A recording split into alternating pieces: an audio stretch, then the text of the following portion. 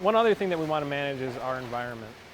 Making sure that we have enough minimum airflow so that we can keep fresh air coming into the barn. Then we also want to manage temperature, which is a really critical part of bringing wean pigs in. Wean pigs, they cannot take, they really require a pretty hot environment.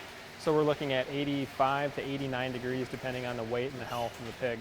What we really want to see is two things. Number one, it needs to be comfortable for the person, even though it might be pretty hot at 86 degrees. But we want to make sure that the air quality is good and that we feel comfortable with the air that's in the barn.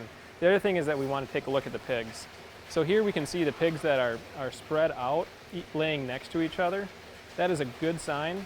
It may be a tick cold. We've got a little bit of piling way in the corner.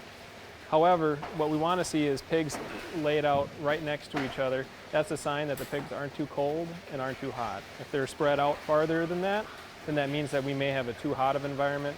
If they're piling up on each other too deep, that means that we have too cool of an environment.